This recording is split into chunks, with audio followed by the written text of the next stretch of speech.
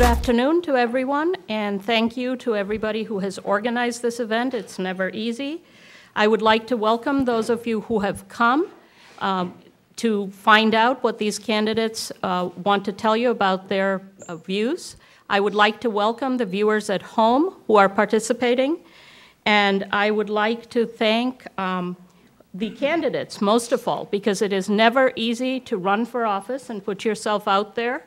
And obviously, a participatory democracy doesn't work if we don't have candidates who run. So for all the candidates, thank you very much for making yourself available to run for public office. We are going to do several forums today, one after the other. I would encourage you to stay for all of them. If you are not going to stay for all of them, please leave in between rather than during a forum. We're going to start with the county sheriff's race, move to the 58th state representative race, then the county clerk, then the county treasurer, and then the regional superintendent of schools is running unopposed, so they will have a couple of minutes just to make a statement. The candidates' campaigns have agreed to the rules that we're going to follow this afternoon. Each of the candidates will have 1.5 minutes to make an opening statement, 1.5 minutes to make a closing statement. The order of statements and responses has been agreed by coin toss. The timers who are in the front have a very critical role to play, and they will cue the candidates at 30 seconds and again at 15 seconds. When you're at 15 seconds, please wrap up. I would ask the candidates to please address their questions and comments and answers to the audience or to myself and not to each other. Please speak into the microphones, and for those of you who are in the audience and writing questions, all the questions need to be written down. All the questions need to be appropriate to be asked of both candidates. So please don't ask something like, why did you vote for this or why did you not vote for this? Because obviously only the incumbent can answer that question. If you will hold up the question, there are question runners who will pick them up. They will be reviewed just for duplicates and to make sure that they're relevant to the race. So please confine your questions to those that are relevant to the race we are talking about. Please do not record any part of this. It is being recorded for television, and so if you feel the need to go back and review something, you can go back and review the official tape that will be broadcast. And please also turn off all cell phones. We all know how embarrassing it is to have phones going off. If any of you have any campaign materials or buttons, please take them off and cover them up. Those are not allowed at any league forums. And I would also ask you to refrain from clapping, cheering, booing, or any other kind of sign of agreement or disagreement. It is also not allowed, and it takes away time from the candidates to answer questions. Candidates, if you have a short response, please don't feel like you need to use all your time. We will simply get in more questions. With that, we will move into the forum for county sheriff. We have 25 minutes for this, and Mr. Pat will start with the opening statement.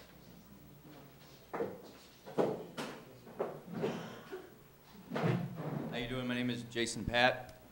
I am the Democratic candidate for Lake County Sheriff. I just wanted to thank everyone for coming here, first of all, and the League of Women Voters for putting this on. Thank you very much. Just a brief background about myself. I'm an 18-year professional, combined with my military and my law enforcement time. Currently an investigator with the Lake County Coroner's Office. Before that, I worked as a correctional officer with the Lake County Sheriff's Office. I was a military patrolman with the Great Lakes Police Department, as well as an 8-year military veteran in the United States Navy, including a tour in Iraq. Some of my recent endorsements have included the Lake County Sheriff's Fraternal Order of Police Lodge 66, the Waukegan Police Fraternal Order of Police Lodge 5, the Teamsters Lodge Local 700, which represents the correctional officers at the Sheriff's Office, as well as the sergeants and lieutenants at the Sheriff's Office. I've also been endorsed by the Illinois Gun Violence Prevention Committee.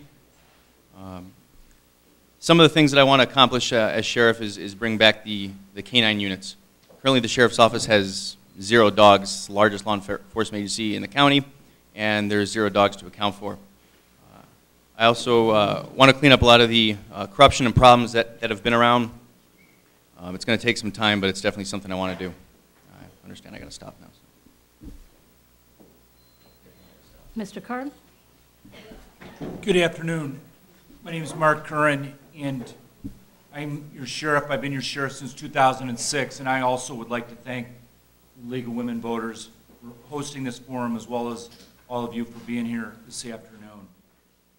The job of sheriff is a big one. I would submit to you it's the toughest job there is in law enforcement in the county. We have approximately 600 employees, a $70 million budget, and as Mr. Pat pointed out, there's a number of public sector unions that represent them. Prior to being sheriff, I had a career that very much prepared me for it. I was a state's attorney in Lake County for 8 years. I was an assistant attorney general supervisor in criminal division. I was a special assistant United States attorney. I was in private practice where I had civil litigation as well as criminal defense practice. And then since being sheriff, I've also held the job as the coroner of Lake County. I'm running because I believe in public service. I believe in keeping this county that I live in safe. Crime is down 8.6%. We've been under budget 8 years in a row. We've given back millions of dollars. I believe in raising the bar and making the Lake County Sheriff's Office the very best law enforcement office that it can be. That's why 30 mayors endorsed me and many others. Thank you. Okay, we will move into the question phase of this. Again, if you have a question, please hold up your card and someone will collect it. The first question, we will begin with Mr. Pat and then Mr. Curran. Many counties are experiencing overcrowding in their jail facilities. How will you address this issue in Lake County? Well, I think that first of all, you have to try to reduce crime even further. The jails are obviously overcrowded. A lot of the people in the jails right now are suffering from mental illness. A lot of jails now are becoming mental health facilities. As far as reducing overcrowdedness, it's something you have to work with the judges and you have to work with the courts. I mean, obviously you have to be out there enforcing crime. You can't stop enforcing crime. That's something that you have to work together on with the other areas in the justice system. Okay, Mr. Curran? Jail overcrowding is a problem, and I've recognized that since day one as being sheriff. We have 5% of the world's population. We incarcerate 25% of the world's incarcerated population. I spent a week in my own jail many years ago. You all may remember that story. It was in essence to bring the spotlight on the fact that people need second chances. We need to work at recidivism throughout Lake County and throughout the larger community as well. That's why our jail has distinguished itself with approximately 300 volunteers that we bring into the Lake County Jail. This is why the media has shined the spotlight on the Lake County Jail. It's essentially the premier jail in the nation, if I would, in terms of programming and helping inmates that are currently incarcerated find the skills to be able to get out into the world and not struggle with addictions on the same level, to have the job skills that they may not have had prior to coming in. So we are continuing the fight with regards to recidivism, also with regards to mental health. We've started a committee focusing on that, and that is a very serious issue. Approximately 25% of those incarcerated suffering from an Axis 1 diagnosis, bipolar or schizophrenia. So we need to fund it in this state. Mental illness is underfunded, but we are doing everything we can. I believe in it passionately. Thank you. The next question goes first to Mr. Curran and then to Mr. Pat. The Sheriff's Office has been involved in several multi-million-dollar lawsuits, including one for discrimination against a female deputy. How can this be prevented in the future? The Sheriff's Office has had a lawsuit, one that was referenced with regards to discrimination. I have hired and promoted more women than they did in the first 170 years of the Lake County Sheriff's Office history. We are raising the bar. We are completely without tolerance with regards to discrimination. To me, it's something that's repulsive and worked very hard. to raise the bar, to change the culture of the office. And that's why, you know, as sheriff, you keep an arm's length. And, you know, the other one, the jail, what was done there, obviously, people, an inmate was dragged through the jail. What happened was we did not circle the wagons. We conducted a very thorough investigation to find out what was happening. As a result of that, numerous people were terminated, 4 officers terminated, 10 more disciplined, up to a couple hundreds of days in terms of discipline. And that's what you do. You hold people accountable. My opponent promoted a fundraiser, leave no officer behind. You want to be sheriff, you hold people accountable. That's how you prevent that from happening again. Mr. Pat? Well, I think that's an easy answer. You don't discriminate against people. I think that, you know, as far as the lawsuit that you guys are referring to, it was a female who had her canine removed, and that lawsuit was lost by the sheriff's office and ultimately the taxpayers. And the quote, I'm sure we all know, is, "We want to give the boys a chance." Well, there was a female who had that dog, and she was discriminated against, and that's wrong. It's very simple. You don't discriminate against people, and you don't have those problems. Right there, you reduce the burden on the taxpayers as far as millions of dollars, and that's not acceptable. As far as the other lawsuits from the jail, you know, you got to train your people. You got to keep your people trained. You got to keep them informed. You got to let them know what's going on. You know, you have to keep these people up to date on the current practices. If you don't do that, you have deaths in custody. You know, you have discrimination. So, you know, bottom line, treat people with respect, treat people equally. You know, you don't discriminate on someone just because they're a female or because of whatever they believe in. Thank you. The next question goes first to Mr. Pat, then to Mr. Curran. How should the sheriff's office address the issue of heroin? Well, heroin is obviously a big problem in Lake County. I investigate several heroin deaths myself within the past week and over the years. You know, I think you know, you have to just more enforcement on the streets. You get more guys out there. You get people trained as far as you know, what heroin is, what it does. You start at the level of high schools. You get out in the schools and you educate people. You know what heroin will do to you, what heroin will do to your family and your career and your future. It's a terrible drug. It's a terrible addiction people have, and these people need help. But obviously we need to get the stuff off the streets. We have to be heavily involved in the trafficking that comes through Lake County. And I think, you know, when you go back to what I talked about earlier as far as bringing those dogs back, you know, canines are invaluable to law enforcement. They're invaluable to our community. There's things that dogs can do that humans just can't. I mean, you talk about someone, you know, smuggling heroin or smuggling any type of narcotics in their vehicle or anything else. Myself or my opponent or anybody else here in this room can't walk by that car and sniff that out, but those dogs can. And I think that's a huge, huge asset for us. Mr. Curran? Thank you. Heroin is a societal ill that's definitely on the rise, has been for some time. We had a lot of young people's lives taken as a result of heroin. Approximately 30 exclusively in one calendar year where I was the coroner.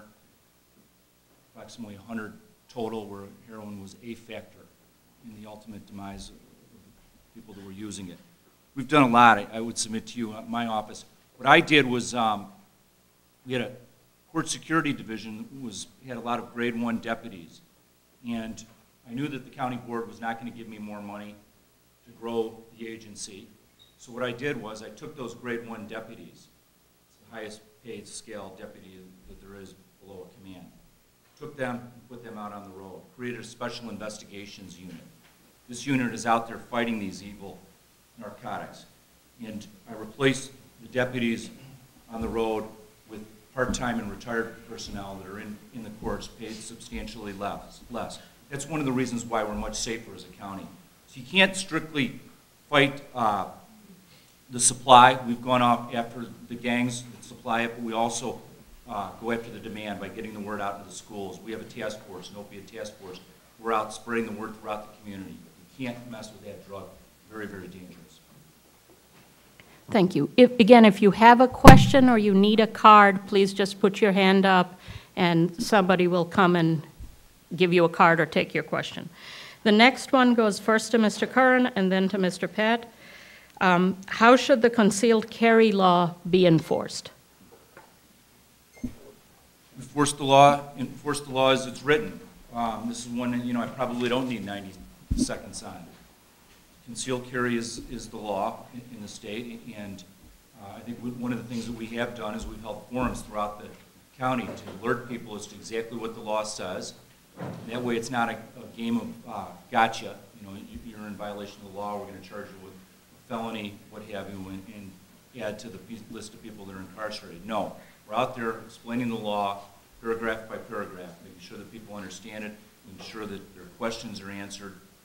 And then, from there, we're sworn to uphold the law, so we do so as asked to do. Mr. Pat?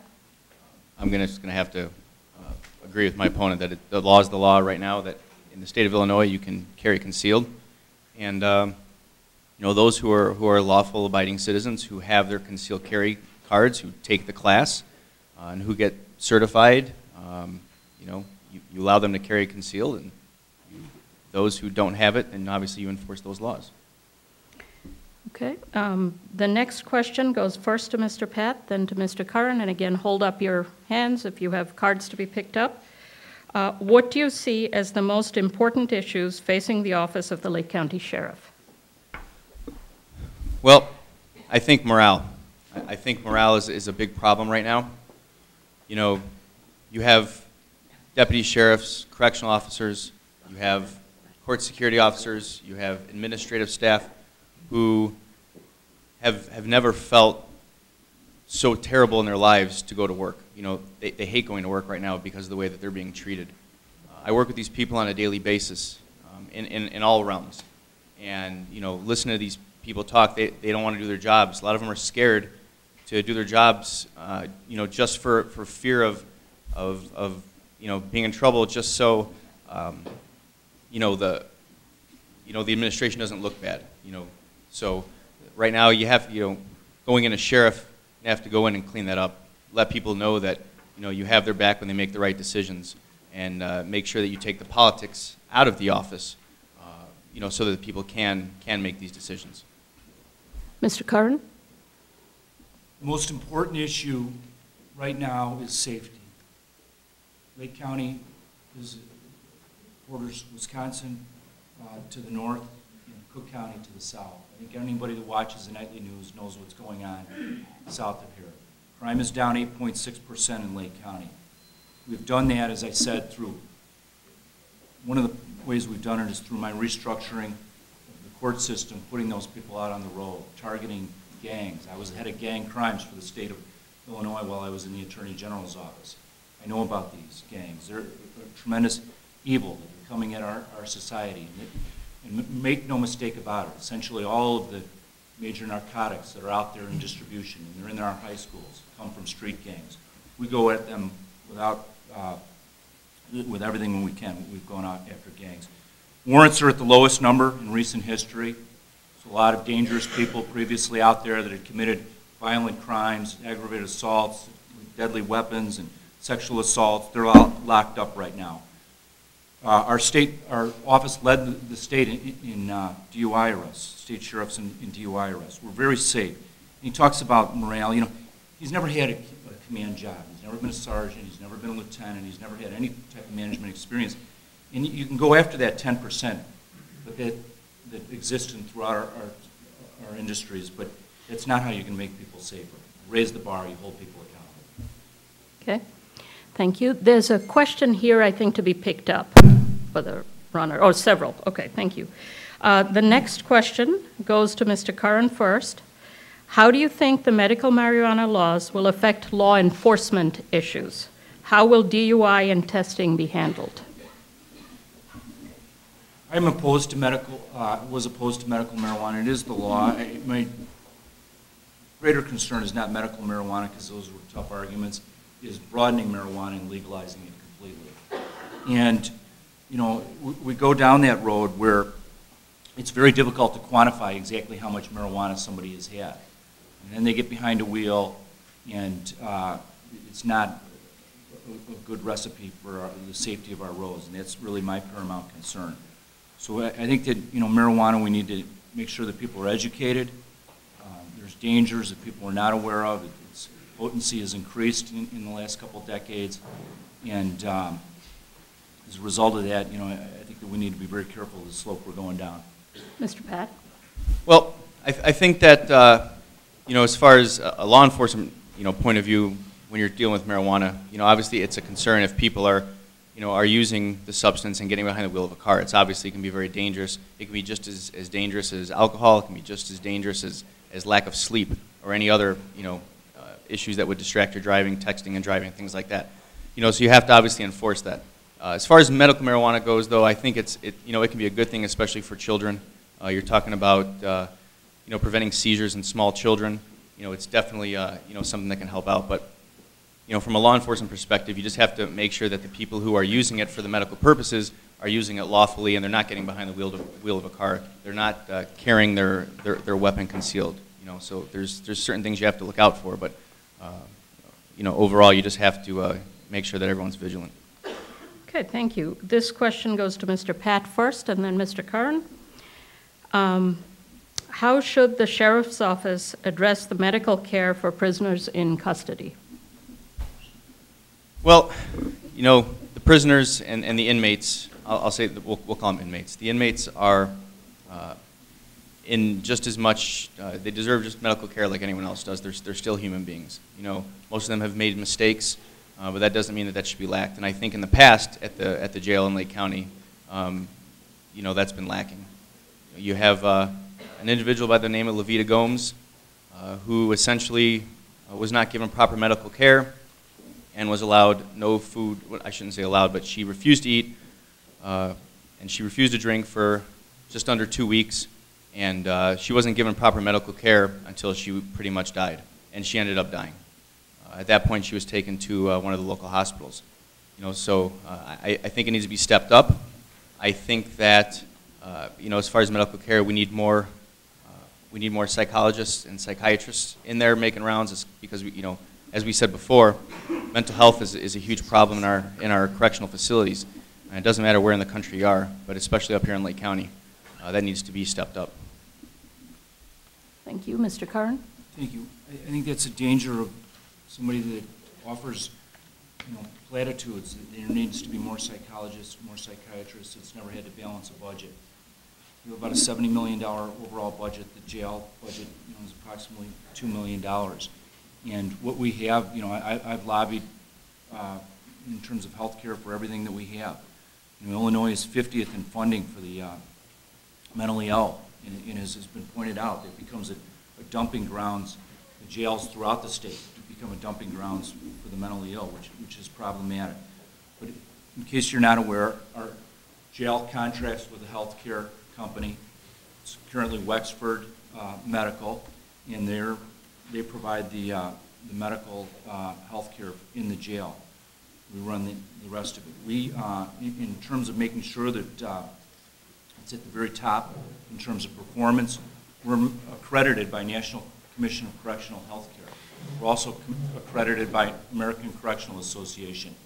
We're also pursuing CLIA accreditation. I believe in this very much, because these are objective bodies that come in and make sure that your policies are up to date, make sure that you're following the law, make sure that you're doing things right. And that's why Cimetière Jail is one of the top there is. Thank you. This will be the last question before we move to closing statements, unless you all have extremely short answers to this. So this will be Mr. Curran going first and then Mr. Pat. Recently, we've seen the militarization of police forces across the country in places such as Ferguson, Missouri. Do you support these actions, and are you in favor of police in Lake County being armed in a similar manner? It's a balancing. No, I'm not familiar. I'm not a big supporter of the over-militarization. You know, we don't want to lose sight of the fact that we do have nuclear plants still in existence. We have the largest naval training base. We have the largest pharmaceutical companies, what have you. We're a big county, 700,000+ people, ripe for potential attacks, and we need to make sure that we're prepared. By the same token, I think what works best is community policing. Being out in the community, that's what we do very well. The Sheriff's Office is our community policing. When we're out in the neighborhoods, helping create the neighborhood watch programs, making sure that the people that live, that we work to serve and protect, they have a relationship with us and that they feel comfortable as to what we're doing. I think we've done an excellent job regarding that, and that's why 30 mayors from around the county have endorsed my candidacy, including the mayor in the town that he lives in and all the towns that surround the town that he lives in. So, militarization, no, we need to be very careful. Mr. Pat? Well, I think there's a fine balance that that we have to look at here. Obviously, we want the citizens in the county to trust their police, to trust their law enforcement agencies. At the same time, I think that we have to protect our citizens of Lake County. Now, I don't think that we should have, these 20, 30 armored tanks driving up and down the street every day. But at the same time, I think that, we should have something in case you have one of these large, riots. You need to have something that can get the police from one place to the other, or that, if there's a large, group of people held up in a bank or somewhere else, to get them safely out of there, out of harm's way. So I think, you need to have some things out there to help protect the people. But as far as militarization, we have the military, we have the Navy base here, we have stuff like that. So, there has to be a fine balance, I think. Thank you. We're now going to move to closing statements from the candidates, again by coin toss. Mr. Curran will go first, 1.5 minutes, and then Mr. Pat. Thank you. Thank you once again. It's an honor to be your sheriff. It's a job, a tough job, as I said before, but it's a job that I've enjoyed. You get the opportunity to serve the people on a level that most people do not in our society. It's also a very difficult job, as I mentioned before. One thing that I would ask you is, when you look at Lake County, you look at the record for safety, crime down 8.6%. You look at the record for fiscal responsibility, millions of dollars given back, under budget every single year. You look at the record that we've had in terms of implementing programming and new task forces to direct attack the criminal elements. You look at all of those things, what we've done in terms of school safety. And you can only ask yourself the question, do you think it's by accident that we're safer? No, it's not by accident. It's through the hard work. It's through what I've been able to do. It's a tough job in terms of taking people that wanted to be in courts, that wanted to have the Monday through Friday job, and telling them, no, you need to go out on the road because that's what's in the best interest. It's not a job where you make friends when you do those types of things. I brought in some of the best law enforcement out there. And that's part of how we raise the bar. Brought in chiefs from other agencies, and as a result of that, Lake County is much safer. And I would submit to you, if I'm your sheriff, I'll continue to work for that record to make Lake County as safe as it possibly can be. Thank you. Thank you, Mr. Pat. Thank you. And once again, also thank you very much for coming. I've spent my entire life, adult life, protecting not only our country, but also serving the citizens of Lake County in a law enforcement capacity. And I want to continue to do that as your sheriff. Some of the things that have been said tonight are definitely not true. My opponent has said that I've never balanced a budget. Well, that's not true. In the military, I was the lead petty officer for a division, and I was in charge of balancing a multi-million-dollar budget. He says I had never been a sergeant, never been a lieutenant. Before elected, he wasn't either. And I got to say that I was management while in the military. I was a non-commissioned officer. He talks about millions of dollars have been given back. As far as that goes, I think the real statement is how many millions of dollars have we had to pay out as taxpayers due to lawsuits from discrimination, due to wrongful deaths. That's the millions of dollars we should be talking about. How many that we've had to give up as taxpayers, not as much as have been given back. So, I think that we need to stop the actions that have been going on in the sheriff's office. I think I'm the right person to walk in there. I've worked in the jail, I've worked on the streets, I've done investigations. I can't say the same about my opponent. And I'm asking for your vote, and that's why I believe I should be your sheriff. Thank you. Thank you very much, gentlemen. With that, we conclude this first forum. It is now 1:33, and we will start with the State Representative Forum at 1:38 precisely. We have Mr. Drury and Mr. Nierhoff, and by draw of straws, or well, actually coin toss, Mr. Drury will go first with the opening statement, and Mr. Nierhoff will go first with the closing statement. 35 minutes to the end, so Mr. Drury, if you would like to get going. Thank you. My name is Scott Drury, and I'm proud to be at the forefront of a new era of government in Illinois. An era where Illinois government is defined by credibility and responsibility, not corruption and political expediency. An era where elected officials actually do what they say. An era where the public can once again believe in its government. Ushering in this new era of government has not been easy. It has taken courage and a thick skin, because there are many people out there who are perfectly satisfied with the status quo in Springfield, but not me. In less than 2 years, I've shown our community and the state of Illinois what good, honest government looks like. I have publicly defied the Speaker of the House, Mike Madigan.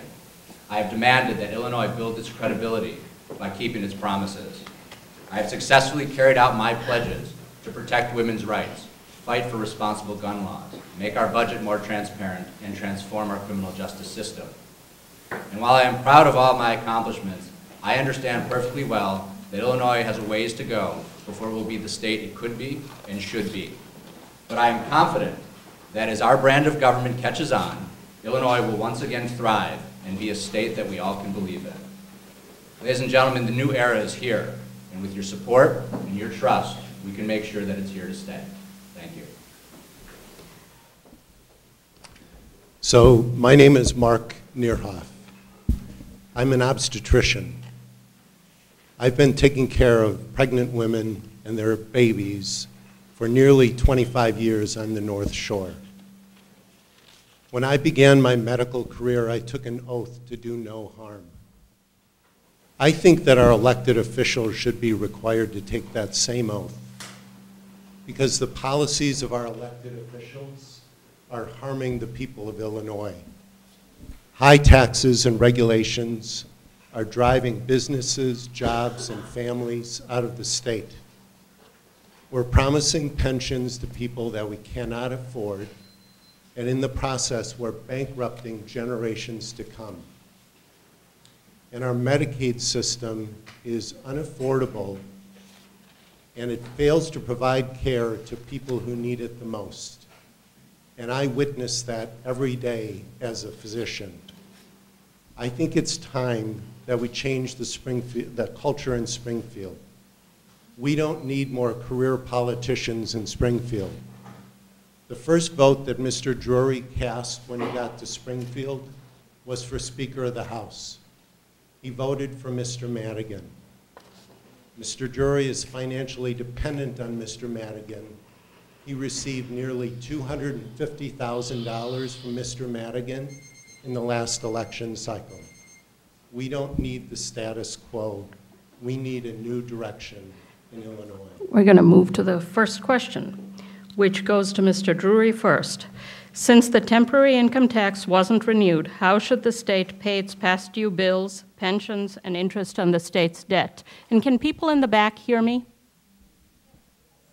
Thank you. I'm sorry, can you restate the question?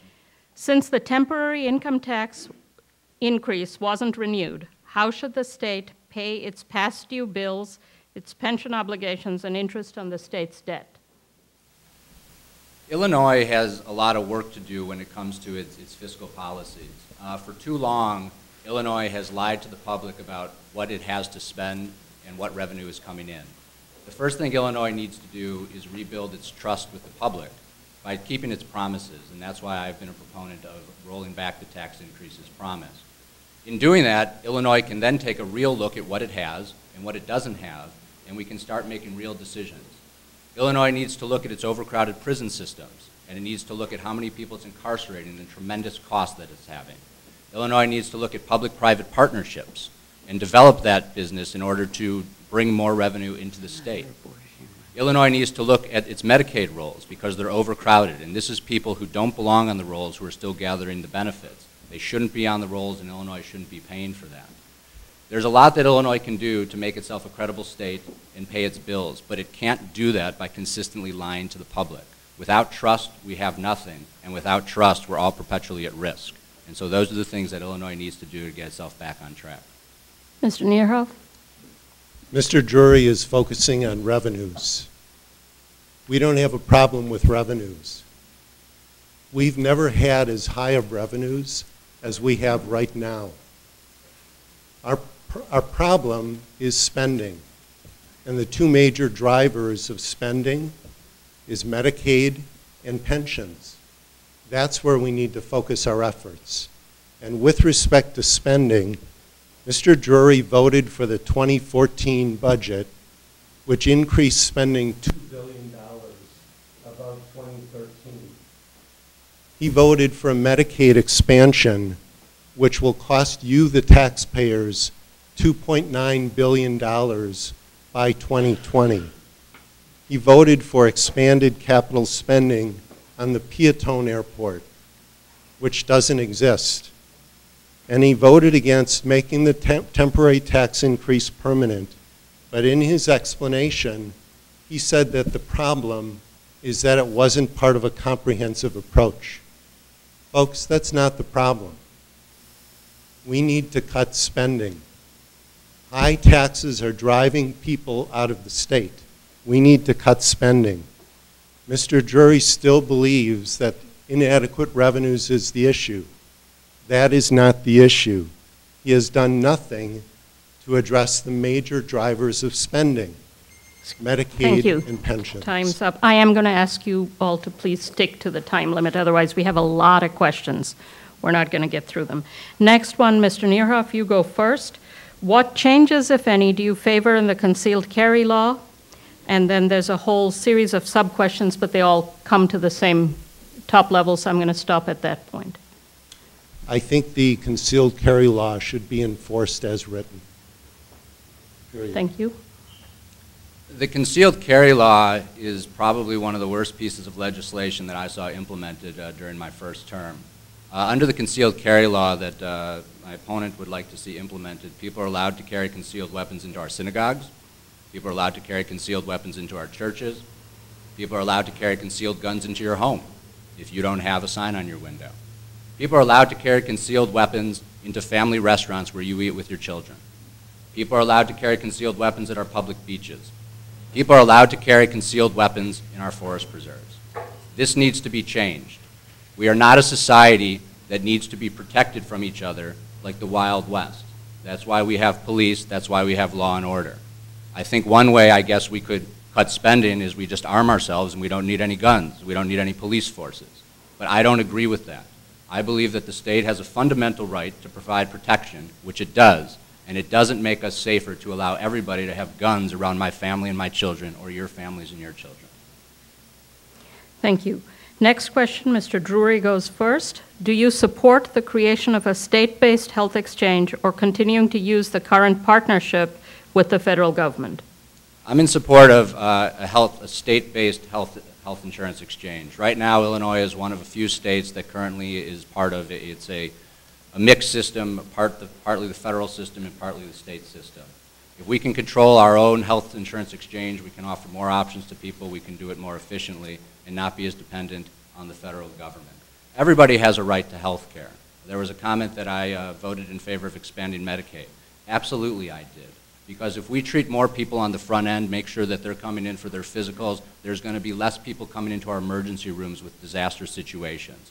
That's where we need to get as a society. We need to treat the sick, we need to treat the poor, and we need to do it in a dignified way.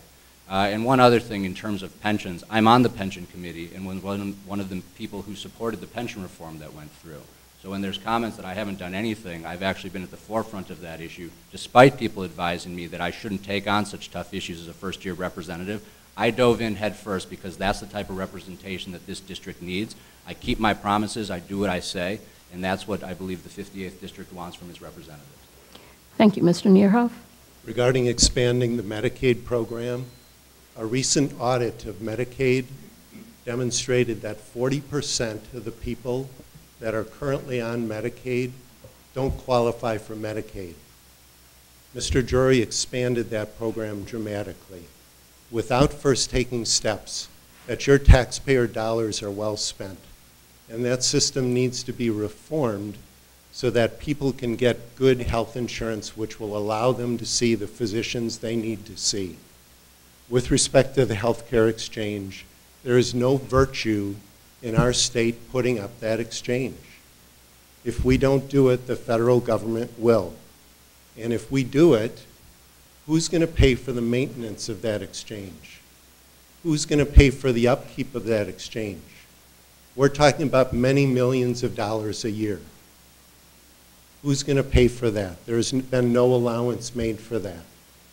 So I would say, no, there's no virtue in our assuming the control of that healthcare exchange.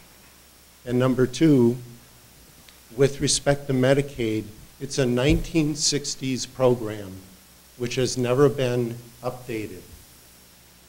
Let's update it. Let's bring it up to speed.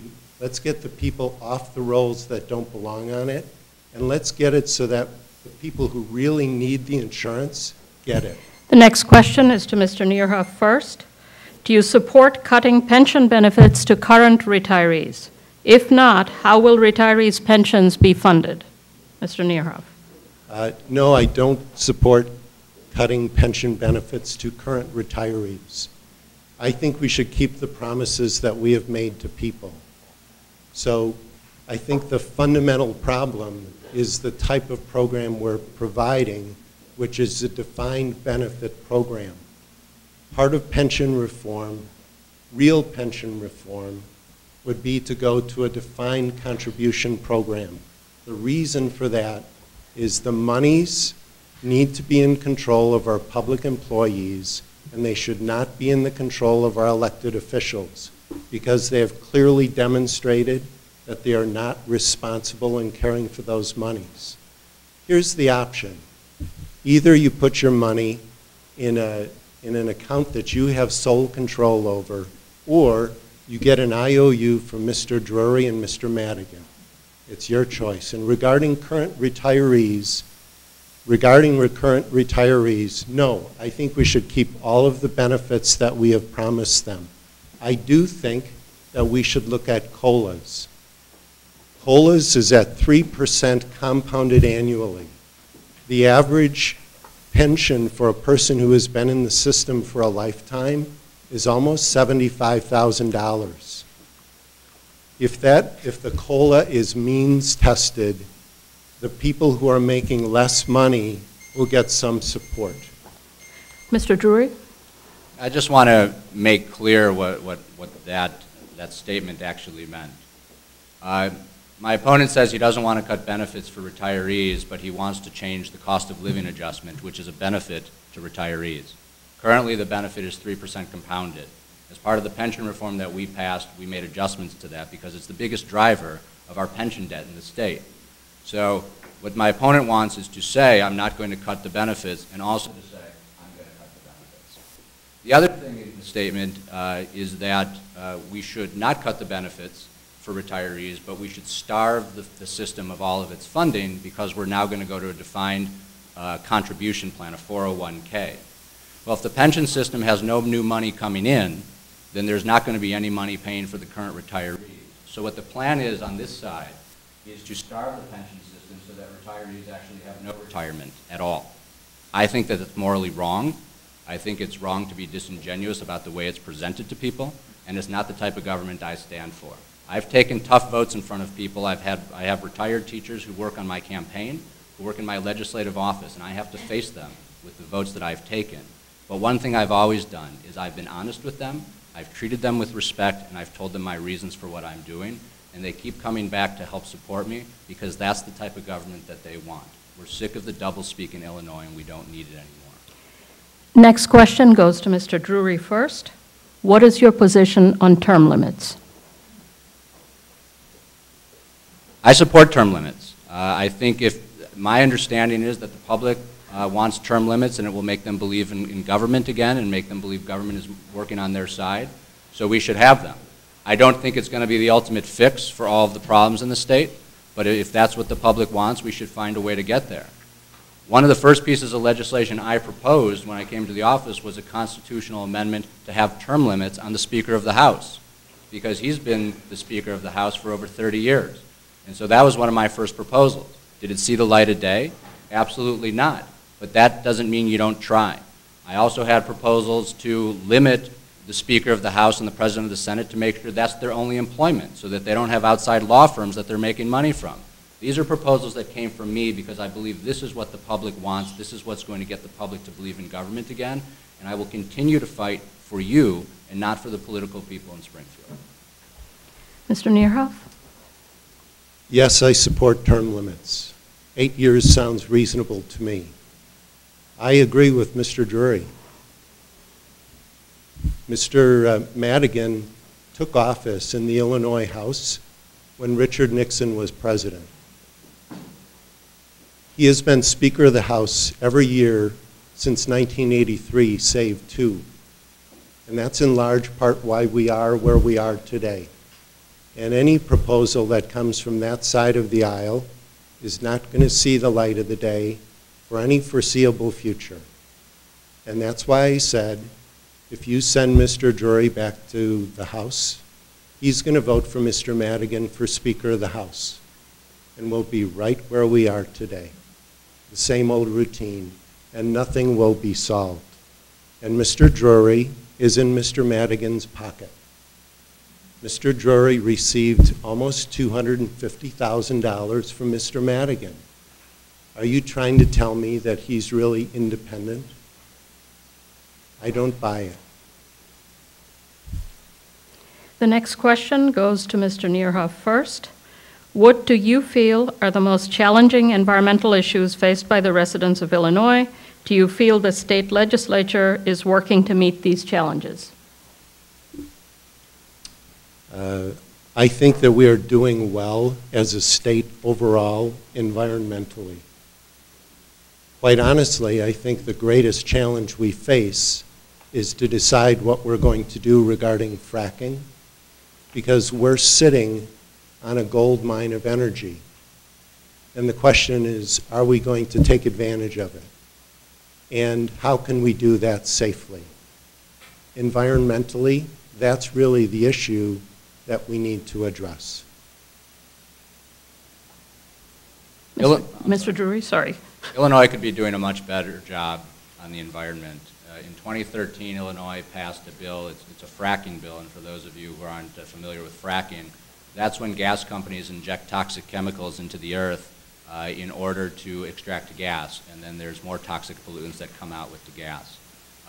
We passed a law that doesn't provide enough protections for the earth, and once we give up that resource, the earth, we can't get it back.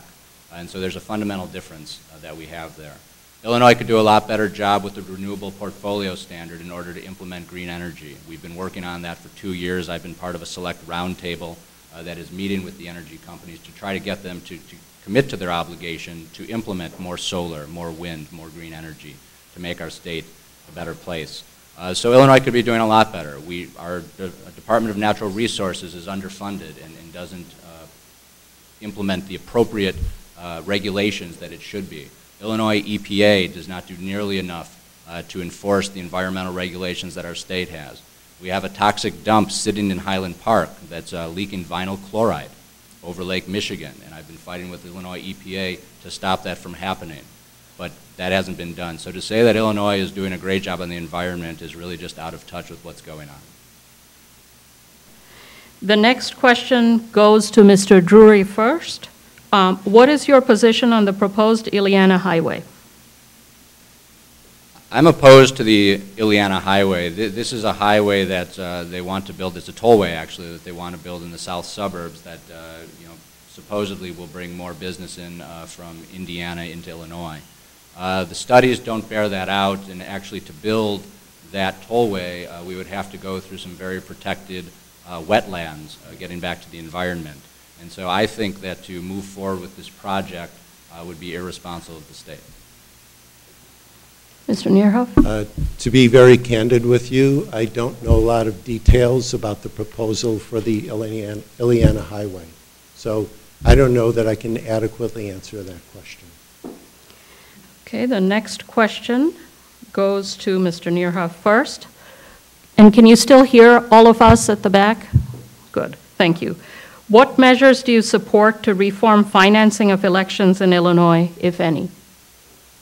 Well, I think the finance reforms that just occurred recently were absolutely counterproductive because it put more control into the hands of our legislative leaders. And that's exactly where the control doesn't need to be. So I think the reform that just occurred was absolutely counterproductive, and that should be repealed.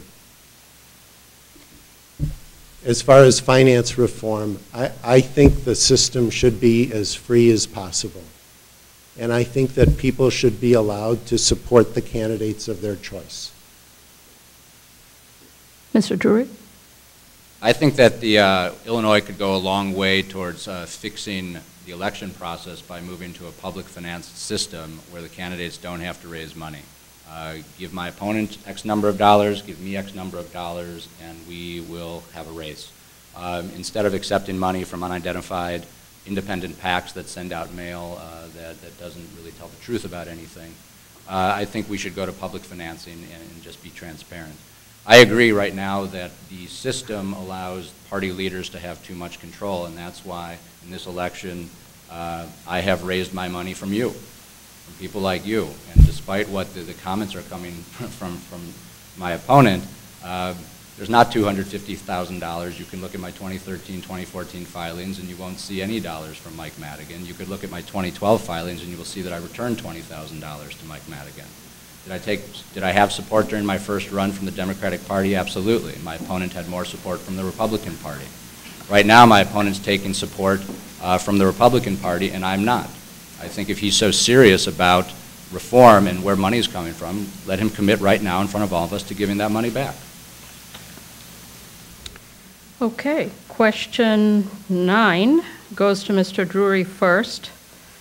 What is your opinion of the passage of an assault weapons ban that included most guns and a 10-round limit on magazines for pistols?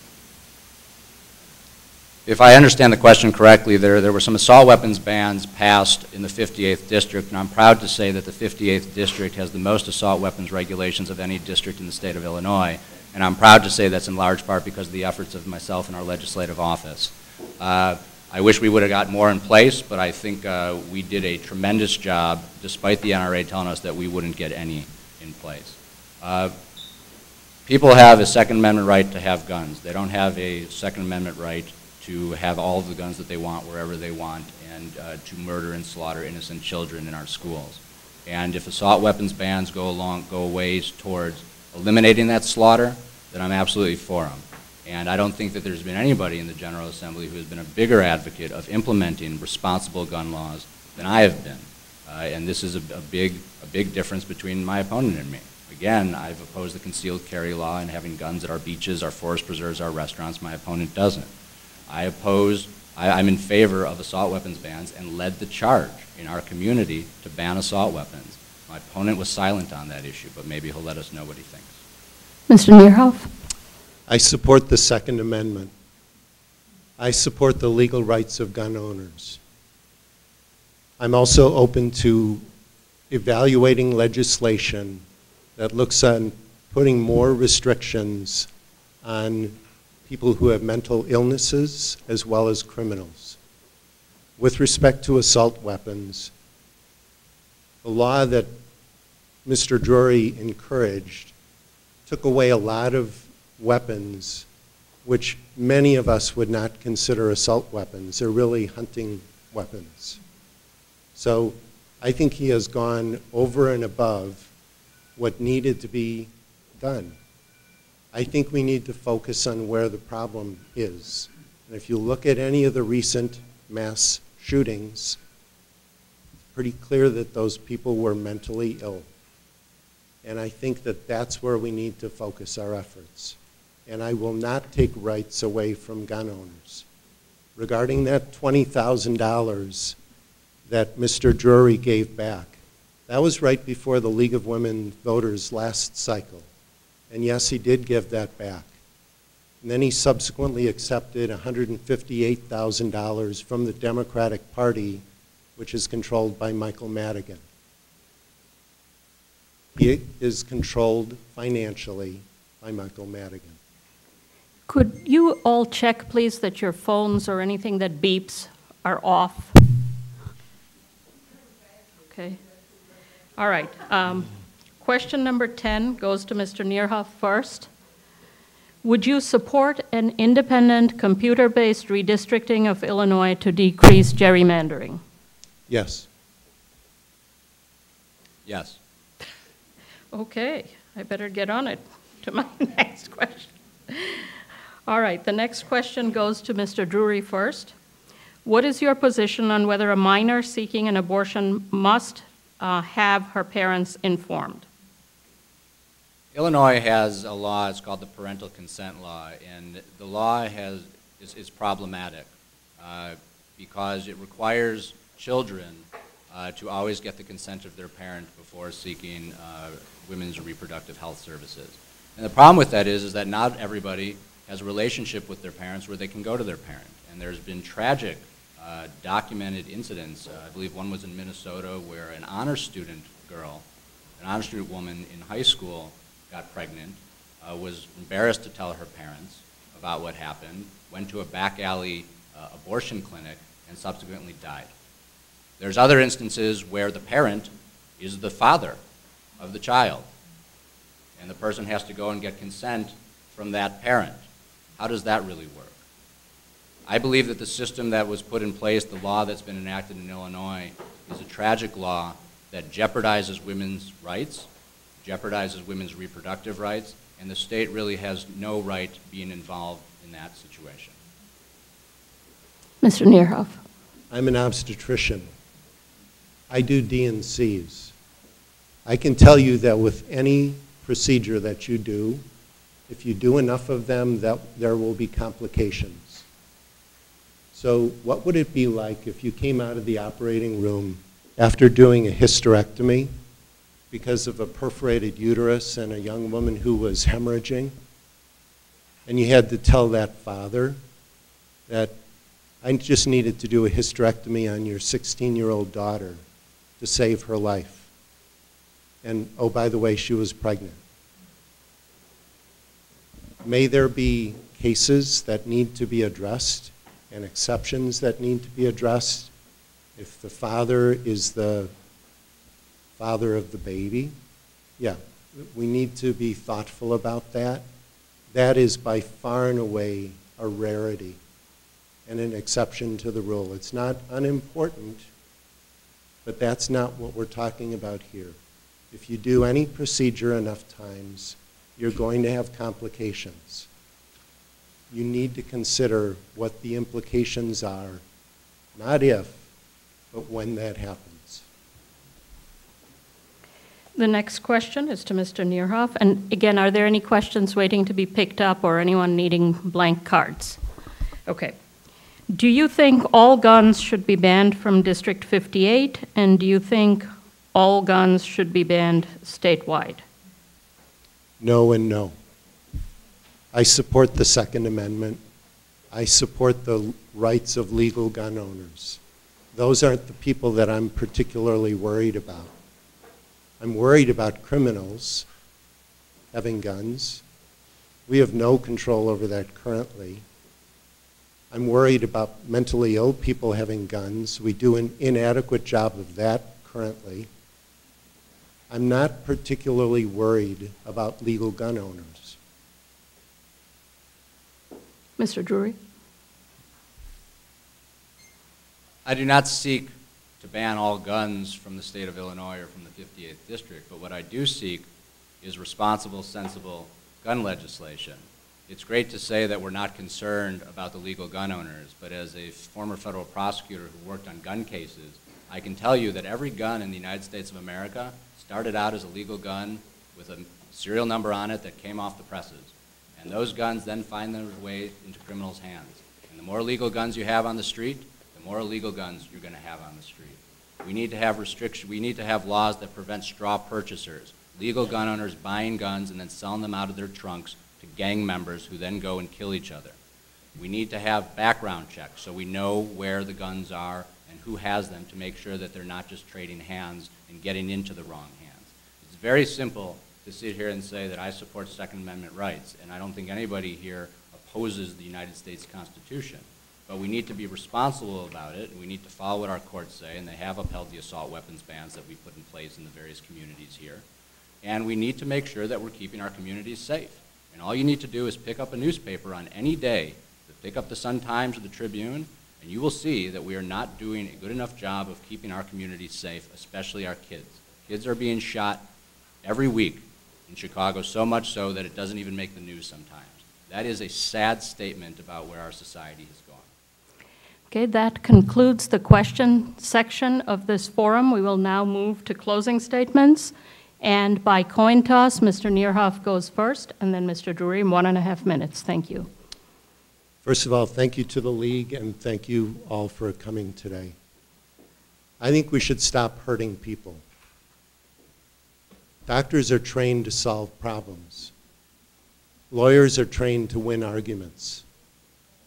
I think that we should focus on solving the problems in Illinois rather than on winning arguments. I think we need a doctor in the House. There's never been a doctor elected to the General Assembly. That's in spite of Medicaid being our leading budget item. There's never been a doctor there, and I think that needs to change. If I am elected, I will focus on 3 things. Number 1 is bringing jobs back to Illinois by decreasing taxes and regulations. Number 2 is pension reform. That's fair both to the taxpayer as well as to our current employees and retirees.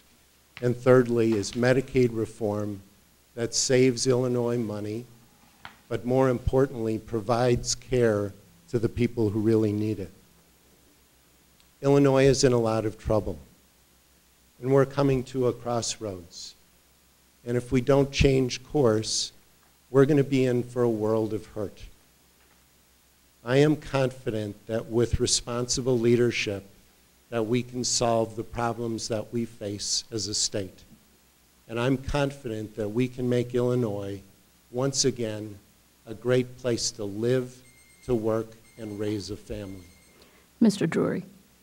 Thank you. Thank you, everyone, for taking the time out of your days to attend this very important forum, and thank you to the League of Women Voters. I represent a new era of government in Illinois, one that's based on honesty, giving you honest answers and explaining my rationale for coming to the decision that I came to. There's a big difference between the new era that I represent and what my opponent is representing. We heard today, publicly, how he wants to, at one time, save pensions and cut pensions. We don't need that. People need to have certainty. Our businesses need to have certainty. That's the #1 problem they talk to me about. Our citizens need to have certainty. And what my office has provided, what I've provided in the 2 years I've been in office, is that honesty and that certainty that is returning trust to government. I agree that we need to stop hurting people. And that's why I am pro-choice. I'm the only candidate in the race who's pro-choice. It hurts people to not let them make their own decisions about their health care, even when their health is in danger. I believe in responsible gun legislation because guns in the wrong hands hurt people, and we need to make sure that's not happening. I believe in getting health care to people who don't have access to it, because if we don't give them the health care they need, it hurts people. So the choice you have before you is, are you going to go along with the new era that we've brought in and make sure that it's here to stay, or are we going to have more of the same political speak that we've heard here today? I suggest we go with the new era. Thank you. This concludes the 58th District State Representative Forum. We will reconvene at 2:20 with the County Clerks Forum. And if the 2 candidates for County Treasurer are in the room, if you would please come forward and see me for the coin toss. Thank you. Thank you, gentlemen.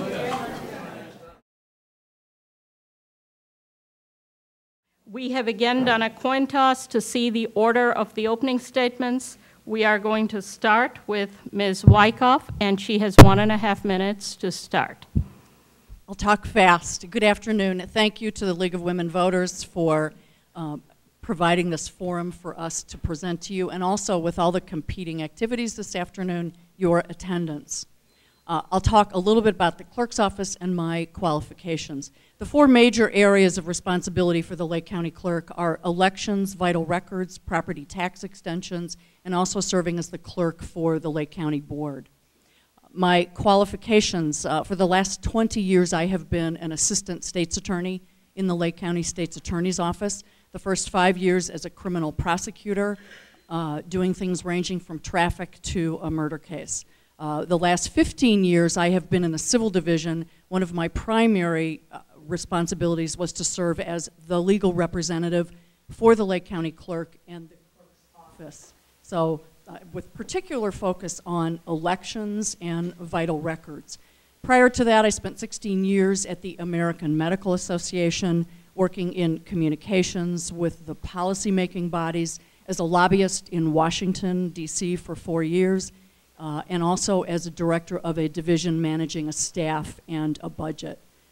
I have a bachelor's degree in communications and journalism from the University of Missouri, an MBA from Northwestern, and a JD from Loyola. I think all of these skills and this experience give me unique qualifications to serve as the Lake County clerk. Ms. Kilkelly.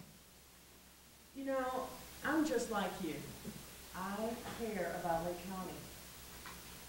In fact, I come from the largest and most diverse community in Lake County, Waukegan, born and bred. And I am prepared and ready to serve all of Lake County. I'm Janet Kilkelly, and I'm running to be your next Lake County clerk. Now, as the clerk, I have a number of things I would like to do in that office. But first and foremost, be assured I will protect your right to vote. Everyone qualified to vote will have that opportunity under my administration. In addition, there's a number of core competencies we need to take a look at. Is the software able to accommodate the tax extensions for the TIF districts these days? I need to take a look at that. There's communities out there that are interested in that, very much so. Also, is the software able to accommodate and protect your identification with the vital records? So there's a number of things I want to do. If it is an efficiently run office, it will save the taxpayers money. So I need your vote, and you can have the same old, or you can have me as your next Lake County clerk on November 4th. Thank you. The first question goes to Ms. Wyckoff, but before that, if anyone has any questions, please write them down, hold up your hand. We have the time, I think, to get through quite a few. There's a gentleman here with a question to be picked up. Okay, the first question to Ms. Wyckoff and then Ms. Kilkelly. Beginning in November, there is a new provision which allows individuals to register to vote on Election Day. What are your thoughts about how this law may affect the election process? It's difficult to tell how it will affect the election process until it's happened. But let me clarify, the provision in the law is not just broad, unrestricted voter registration on Election Day. A law was passed on the very last day of the legislative session that extends what we call grace period registration to the 4 permanent polling places in Lake County. Those are established by statute. They're the 3 largest municipalities in Lake County, plus 2 in Waukegan because of the population. So this will be extended voter registration just in those 4 places. People who vote during grace period registration on Monday and Tuesday, the Monday before election and Tuesday of Election Day, will receive a provisional ballot. Again, it's very difficult when something new like this has been passed to determine exactly what will happen. And in fact, the legislation specifically earmarks this program just to be in existence for the 2014 election. One of the things that I will do if I am clerk is be prepared for the possibility after the November 4th election is over this year that program may be extended into the future and include all of the polling places in Lake County. Thank you. Ms. Kilkelly. Well, I think that if there is a program in place to encourage people to vote, I'm all for it. I mean, number one, that is our democratic way of of going around. That is our God-given right in the United States, that we have that opportunity to vote. A lot of people don't get around to it, and I think that the same day is going to be a terrific boon. Right now we have, what, 12 to 15% of people who come out for voting? I think that's abominable. I mean, I would like to hear more about how we're going to get people to the polls. Now, I have a number of initiatives that I want to do when I am clerk, and they go from top to the bottom. It's initiatives for our young voters, it's initiatives for our new voters, it's initiatives for our senior voters to retain them, and also to take maybe a look at legislation for those homeless vets who are eliminated from the voting process because they do not have an address. So anything that helps people get out and vote, I'm all for it. Thank you. The second question, we will start with Ms. Kilkelly and then move to Ms. Wyckoff. The question is, what would you do to improve constituent, candidate, and election services in Lake County? To improve it? Yes, to improve constituent, candidate, and election services. I think first and foremost is one of my initiatives, and that's education. I would like to have on the clerk's website a listing of all the 2014 candidates with a hyperlink behind them that goes to a page that gives the basic information about the candidate.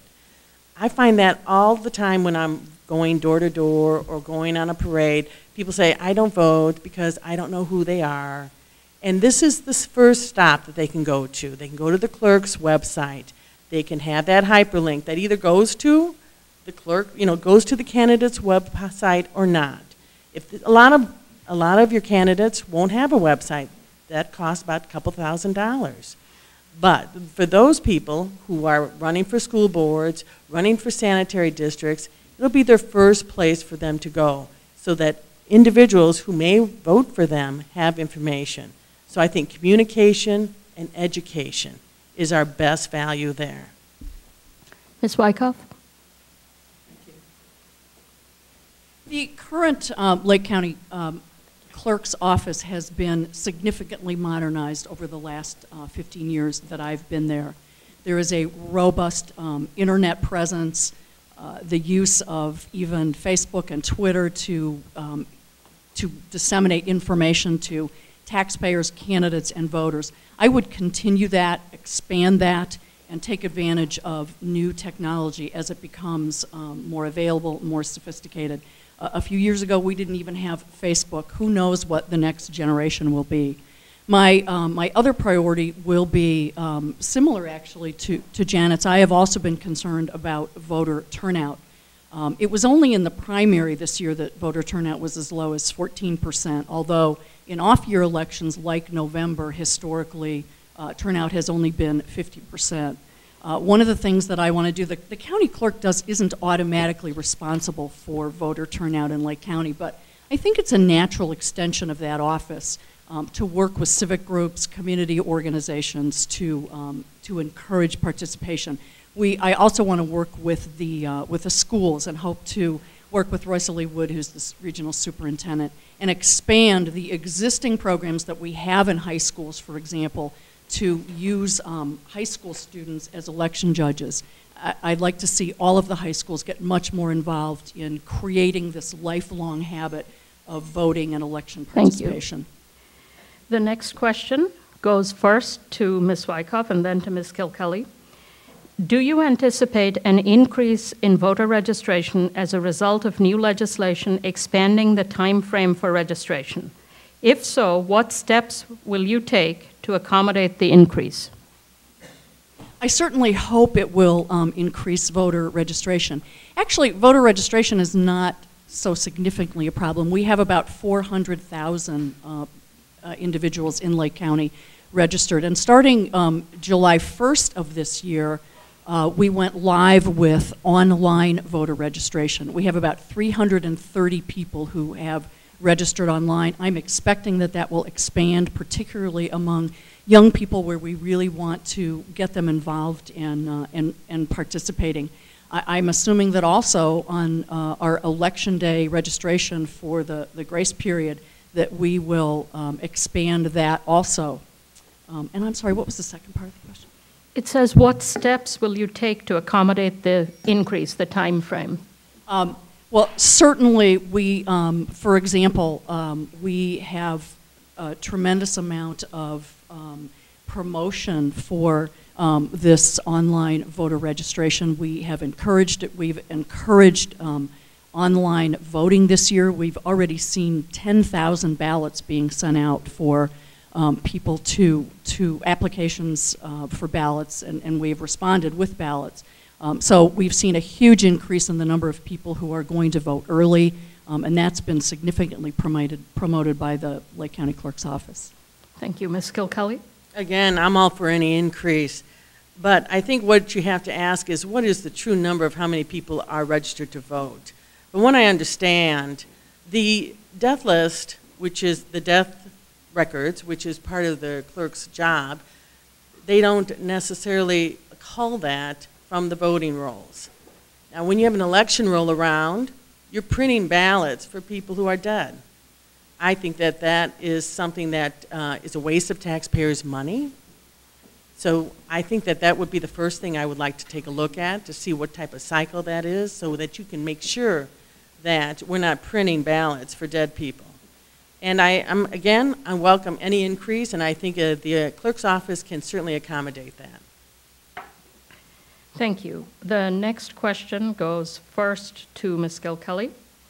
If elected, would you support a change? Actually, it doesn't matter if you're elected. Do you support a change to have voting on Sundays and lengthen the time of early voting days and the hours of early voting to include more prospective voters? I think you have to take a look at it. I think as the records will show, it is increasing each and every time the number of people who come out and do early voting. They find it convenient, and they really like that opportunity. So I think that that is something that we can, continue to do. The one complaint I've had is that people who come out for early voting then don't come on the day of voting, and then the people are looking at each other. So I'm not sure how to balance all that as of this moment.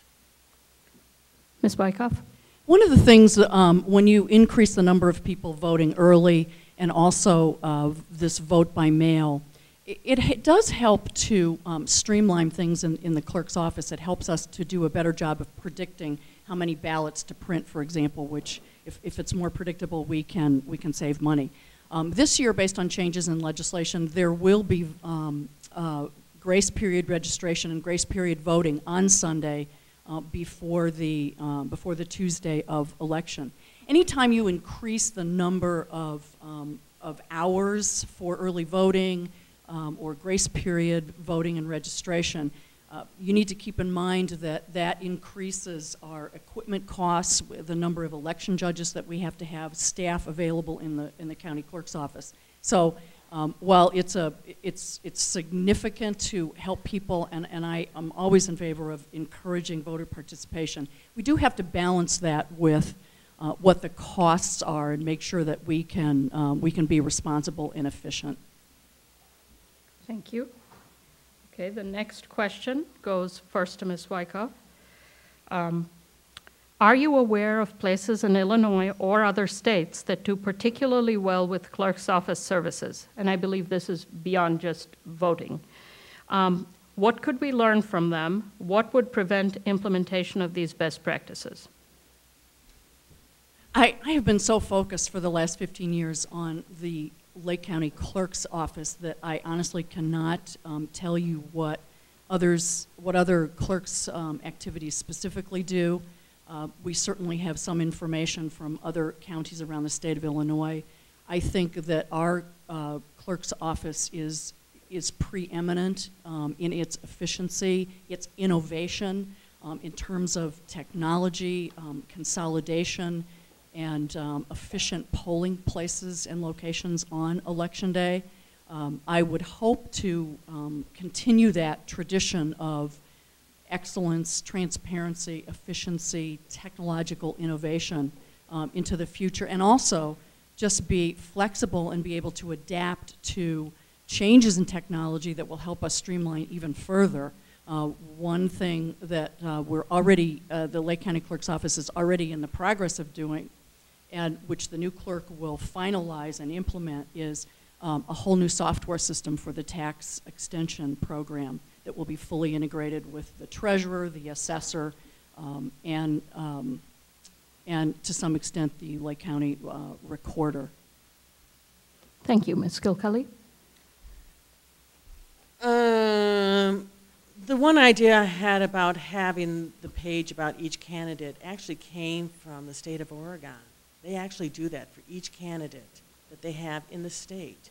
My focus, of course, would be only to do it for Lake County because I think it would be a viable tool. I think we need to also to promote more with our young people. We have to promote voting among them. I really believe we lost a generation to voting. I mean, I'm not going to, soft pedal that. There's so many people who won't vote, refuse to vote, say the vote doesn't count. So we're going to have to just bypass them and go ahead and try and really enforce with our young voters that this is something that they do for life. Take it to college, take it through your whole life. Just make sure that you're accountable and you get out there and vote. So I'm looking forward to doing that more, please. Thank you. The next question goes first to Ms. Kilkelly. What should be the top priorities of the clerk's office? The top priority to the clerk's office should be the software. There was a mention that there is going to be new software in place. Well, it's needed. It's long overdue. The TIF districts that most communities rely on for reinvestment of economic monies has not been done correctly over the last, who knows? Nobody knows. This is the problem in the clerk's office. So you have communities out there scrambling about their money. So this is long overdue. That needs to be in place. And I also want to make sure that on an annual basis, you take a look at the software. It needs to be in place to protect not only the calculations, but also your personal identity. We are keeper of the records. We want to make sure that your records are safe in the clerk's office. I would respond briefly to the question about the TIF, the tax increment financing program that Mrs. Kilkelly is referring to. There is, as I said, the clerk's office is already working on a new software program for that entire tax extension program. The issue that I believe she is referring to has nothing to do with the software. It's a question of how the incremental increase between the base equalized assessed value and the incremental assessed value is calculated to determine what tax benefit will go to these TIF districts. There's a question really about the statute and how there are two methods to calculate that. And we have to look very carefully at the statute and determine what really the language is. I think in terms of expanding other software, one of the things that I want to do is be able to immediately anticipate, I mentioned briefly before, the possibility of having voter registration expanded to all of the voting locations on Election Day. If that does happen, I think we need to be prepared for that possibility. That will indicate an entirely new, very expensive, potentially, system for ballot-on-demand equipment that will be in every polling place. And I want to anticipate that, plan for that, and investigate all the possibilities to have that in place. Thank you. The next question goes to Ms. Wyckoff first. When senior citizens stop driving, they lose driver's licenses. What would you do to assist these people in getting a state ID? Transportation is often the limiting factor. As much as I would like to be able to assist, I'm sorry. No, it's fine. Oh. As much as I would like to be able to assist senior citizens, they are one of the most active groups of people in elections and voting, and we love them. They make up a huge portion of our body of election judges. We rely on almost 2,000 election judges a year. I don't know if, you have to look at what authority the Lake County Clerk has in the statute to get involved in activities like that. I don't know that the clerk's office would have the authority to get involved in transportation issues. Again, as the Lake County Clerk and just the position of the office, I would certainly encourage other organizations that have the authority and the resources to get involved in that. We do see other organizations and candidates and political parties working on getting elderly people to the polls on Election Day. There's no reason not to continue to encourage that. I don't believe that the Lake County Clerk, the way the statute reads right now, necessarily has the authority to do that. Thank you. Ms. Gilkelly? Can you say that question again? Sure. When senior citizens stop driving, they lose driver's licenses. What would you do to assist these people in getting a state ID? Transportation is often the limiting factor. Well, no, I'm not really sure. However, they should have a driver's license or a state ID. I mean, they just need it in their daily life, number one. But you hit upon something that is, again, one of my senior initiatives. We've all seen these assisted living facilities popping up all over Lake County.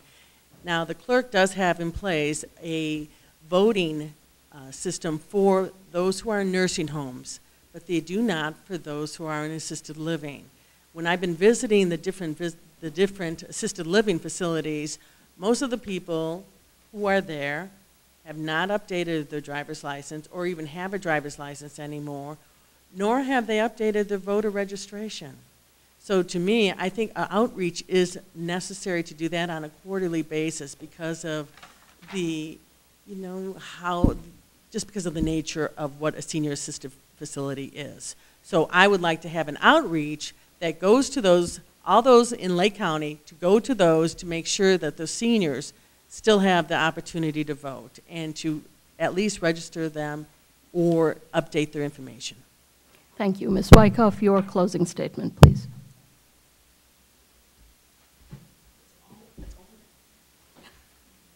Well, again, I really appreciate the League of Women Voters putting together this forum to allow us to talk and meet with you today. It has really been an honor for me to serve these last 20 years as an assistant state's attorney in Lake County. I have loved that position. So it was actually a difficult decision, but I do feel an enormous commitment to the citizens of Lake County, to our Lake County Clerk's activities, particularly our election system, and I believe that I have the qualifications to make a smooth transition to a new office and yet be prepared to face the challenges in the future. I think if you talk to people who have worked with me, there are other qualities that are important. I have integrity, a strong work ethic. I'm not afraid of a challenge. And I really look forward to serving the citizens of Lake County as its clerk. Thank you. That concludes this portion of the forum for county. Not me. Oh, I'm so sorry. Hello. Sorry. Excuse me. John F. Kennedy once said, things do not happen, things are made to happen. And it is up to each and every one of us in this room to make this change in the clerk's office happen. Now, I'm going to protect your vote. I'm going to increase the voting rolls. I'm going to make sure the software is in place to protect your records. So you can stay with the status quo, or you can choose fresh eyes and somebody who's creative. So I'm looking forward to serving as your next Lake County clerk, but I can't do that without your vote.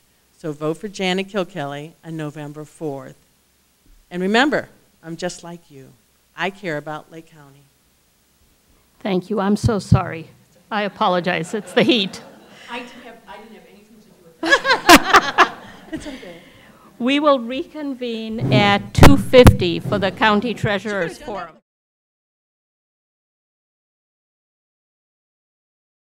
We are going to start on the forum for County Treasurer. This will be a 25-minute forum by coin toss. Mr. Stolman will go first with the opening statement, and you have a minute and a half. Thank you. Great. Thank you very much. My name is David Stallman. I'm going to tell you a little bit about myself. I am the Republican candidate for Lake County Treasurer. I'm married to Maureen, who's in the back, for 42 years. We have 2 beautiful children, 3 grandchildren. My professional background is University of Illinois, DePaul Law School, I've been an attorney, entrepreneur, businessman, and got elected to the county board in 1992. It's an absolute honor to serve my hometown, Buffalo Grove, parts of Long Grove, all the way out to Kildare, and also the unincorporated areas since that time. Prior to then, I was serving in Buffalo Grove's capacity on Zoning Board of Appeals. I had involvement with some of the schools as far as advisory curriculum committees. My most recent tenure is chairman of the county board. Let me tell you a little bit about what we did in the county board. I have had various leadership roles in the county board, having risen to a number of leadership positions, including chairman of finance. I was able to attain a AAA bond rating for the county. Most recently, as county board chairman, I've reduced the expenses, $18 million one year, $12 million next year. We have a AAA bond rating. Bottom line is we have a balanced budget.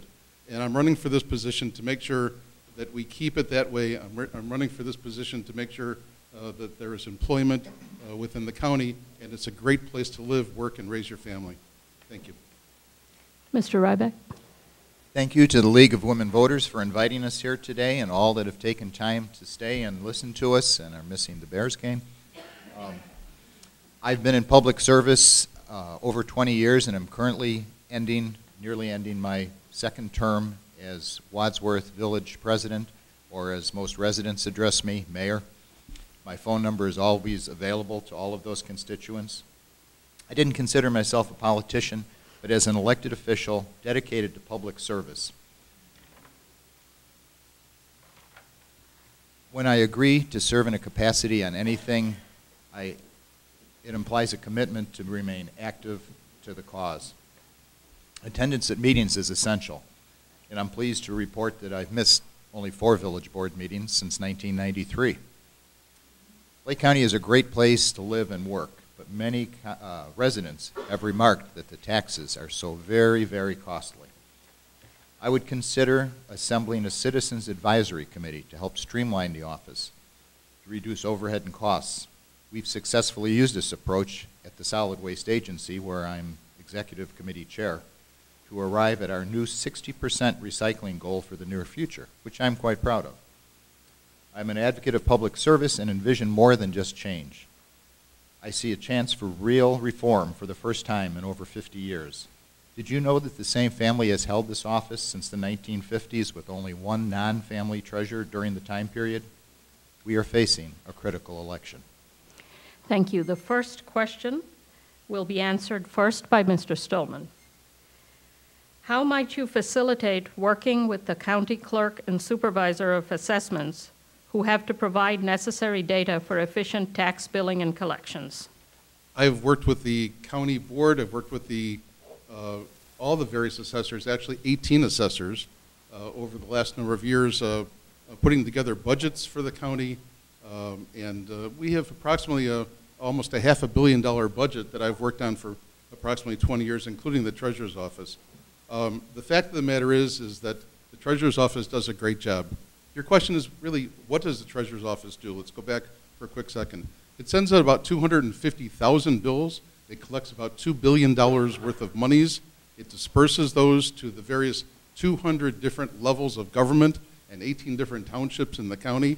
And it does it on a sometimes weekly basis, but technically it is required to do it on a monthly basis, and actually does it even more so than that. The office has been run by a gentleman by the name of Bob Skidmore, who is a tremendous individual, has run a great office. There has never been a scandal.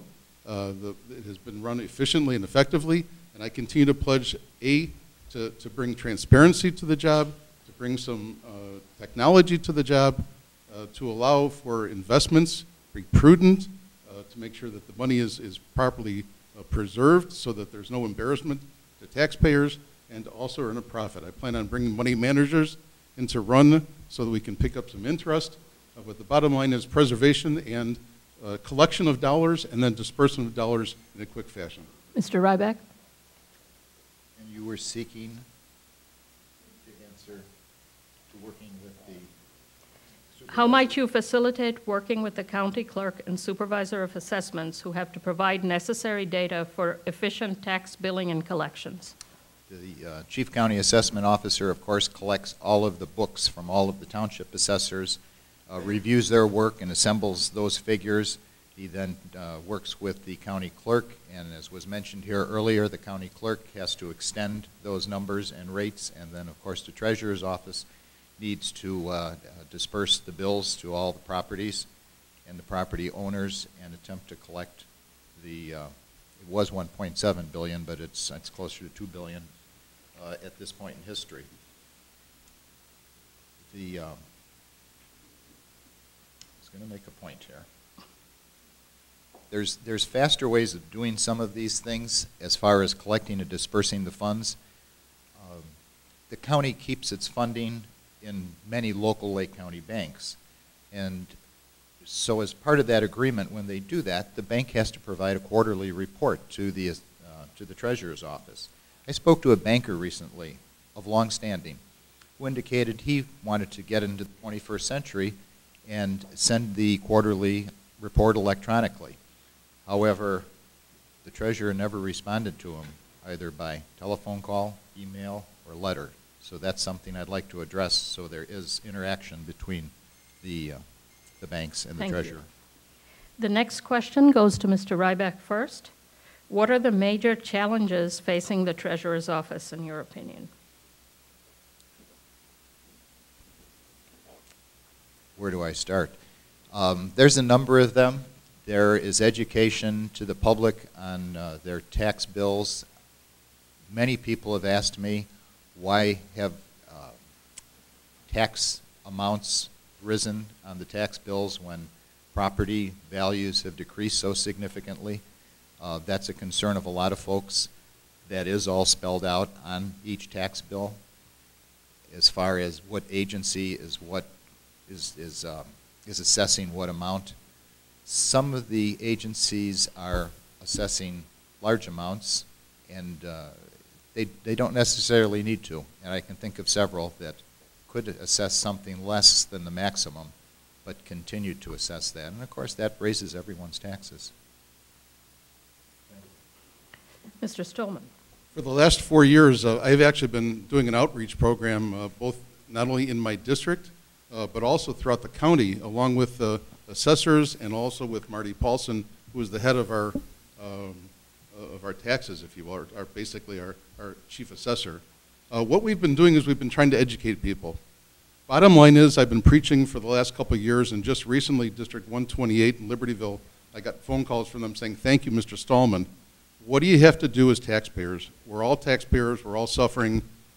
First of all, the taxes are high, but it's because of the schools. You look at your tax bill, anywhere between 70 and 80% for the most part are schools. What do you have to do? Every taxing body, and there are 200 taxing bodies throughout the county, from your townships to your park districts to your village to your library boards to your school districts, please attend those meetings.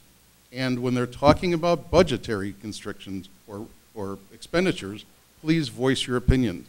128 finally decided to listen. The school board reduced their operating expenses just like I did at the county, and actually they're thinking about giving a rebate. So the bottom line is what I'm planning on doing as far as Treasurer's Office is an outreach program that's going to be a continuing outreach program to reach out to, obviously, the taxpayers of Lake County. Before I ask the next question, does anyone have questions waiting to be picked up? Does anyone need blank cards? Someone up front here, I think, needs a blank card. Thank you.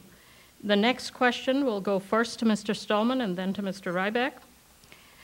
County funds are not allocated equally among municipalities, towns, and villages.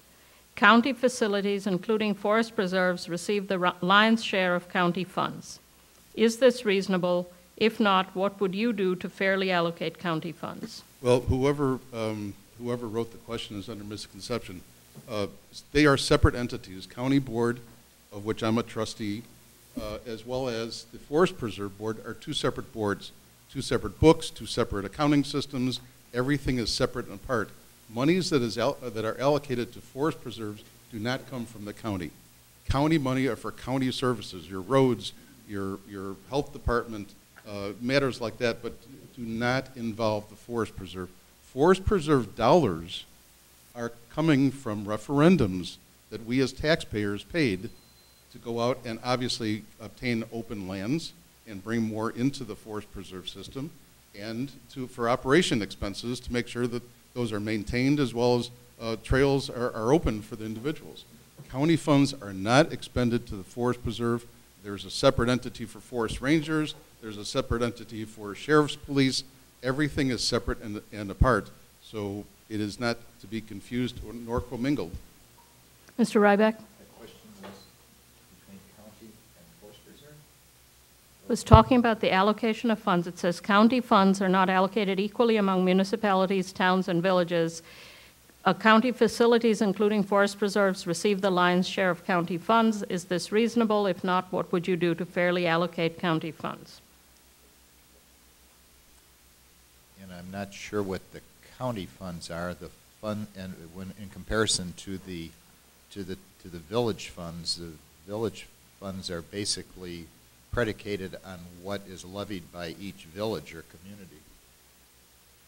That question is confusing. It's different taxing agencies have different rates.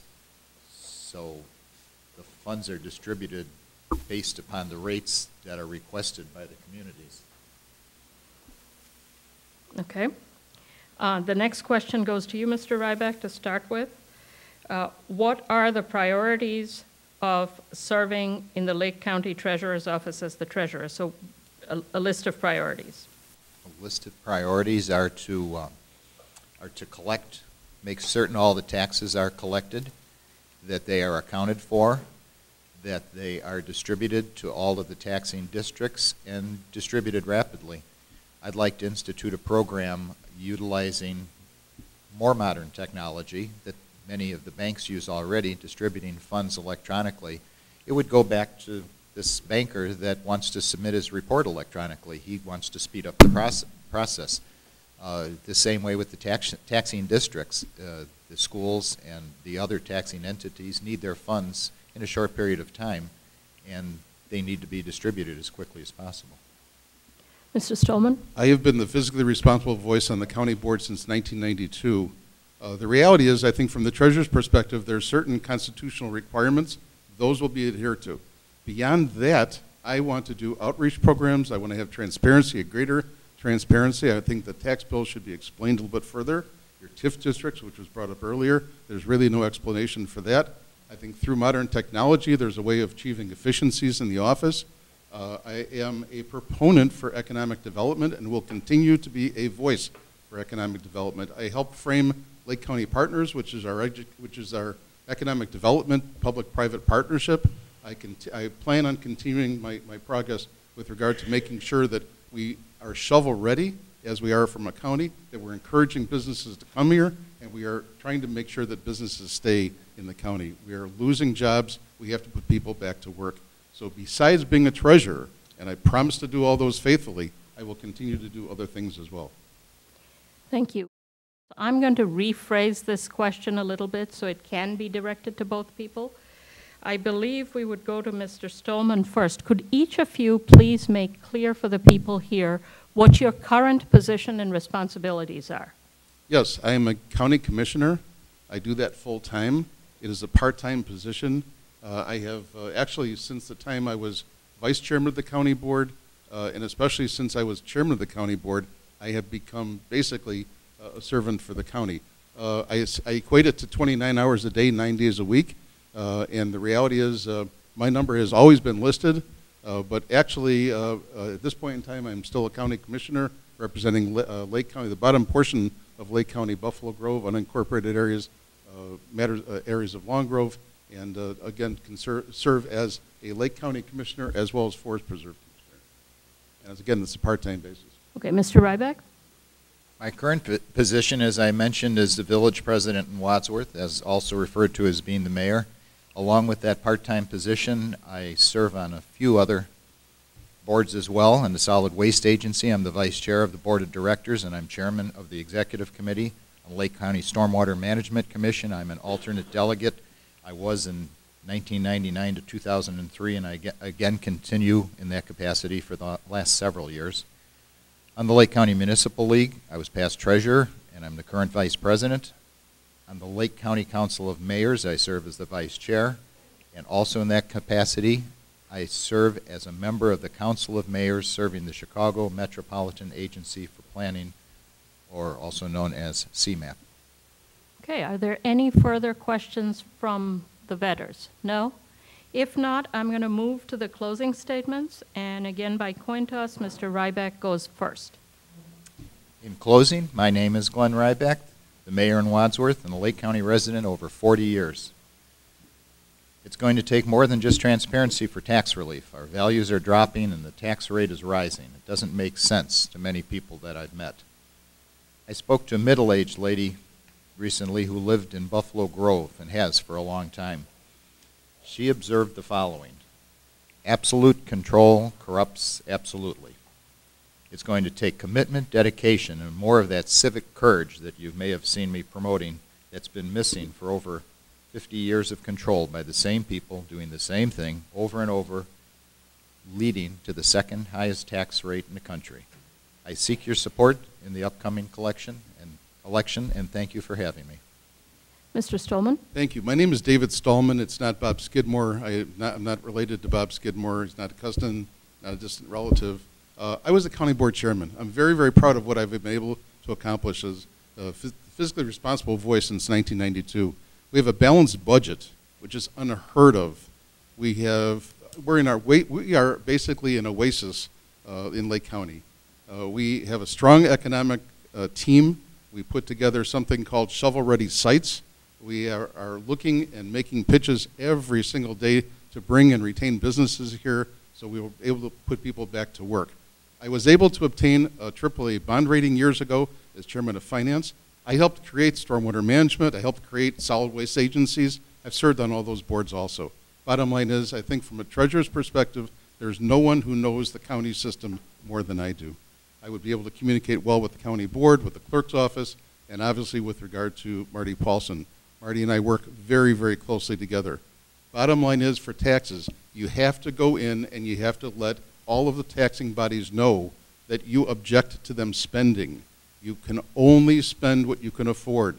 If they reduce their budgets, the taxes will go down. If they don't reduce their budgets, the taxes will go up. It will have nothing to do with the value of your property. So that's, we've been out there outreaching and telling people that for years already. It's sad to say, but the bottom line is, yes, we are taxed high. It's basically for schools, and we're all very proud of our schools in Lake County. Thank you very much for everyone here. Thank you very much for the League of Women Voters putting this all together. It's an honor to be here. Thank you.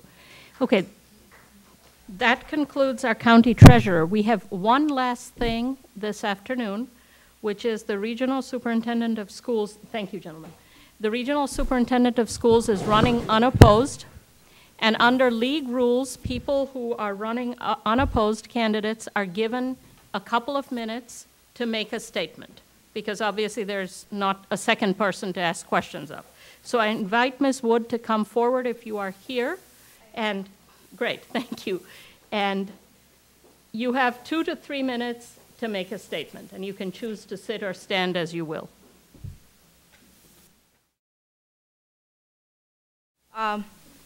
I have considered it a privilege and an honor to serve as your regional superintendent of schools for the last, actually I've been in the office 20 years, but 9 of those years I was the assistant regional superintendent, and the last 12 now, 11 to 12 that I've been the regional superintendent. I was elected in 2002 for the first time and re-elected in 2006 and 2010. It's privileged to work with the 45 school districts we have here in Lake County. This is a big county. We're the 3rd largest county in the state. 45 school districts, 221 school buildings. And prior to that time, I had worked with the North Chicago Public Schools for 22 years at all 3 districts, the high school district, the elementary district, and then the unit district. I have a master's degree, two degrees from Northwestern, a bachelor's degree in communication and a master's degree in education. And I have a certificate of leadership from the National Louis University with the superintendent's endorsement. I'm a 46-year member or resident of Lake County. And, you know, the county has changed a great deal in the 40, actually I've been in education all that time too, and you can see the differences in the challenges and the diversity changes in terms of demographic changes. It's been a very interesting time. And I think the reason that I'm running again, and I'm not sure why I'm not opposed, except we do have to have credentials, which I just gave you. We have to be certified to do the job that they are asking you are asking for us to do. So that may be the case, I don't know. But one of the reasons is to preserve consistency and continuity. There are a lot of challenges. As I said, the state, we work closely with the State Board of Education. There are a lot of challenges that have come about with licensure, educational licensure for teachers and administrators. And we also do, health, life, safety visits in all of our buildings. Every year we do compliance visits to make sure everything is in order. They're doing everything the state and we're all asking them to do. A few minutes ago, Mr. Stallman said that we're all proud of our schools here in Lake County, and that's true. We are. I, for one, feel we have some of the wealthiest schools in the state, and we have some of the poorest, all in the same area. And we tend to try to work, we do work with all of them and try to get them to work together and to, work to help one another. And that's a big thing. So, indeed, I'm happy that I'm going to have another opportunity to continue and to provide that consistency and continuity in the year to come. And I look forward, we partner, all of us, there are 8 elected county officials in Lake County, and we all work together to make this a good county for you all to live in and for us to work. Thank you very much. So. With that, I would like to thank the question bettors and the timekeepers. That you have been flawless, and this couldn't have happened without you. And I'd like to turn it over to Ms. Bradner to close this down for the afternoon.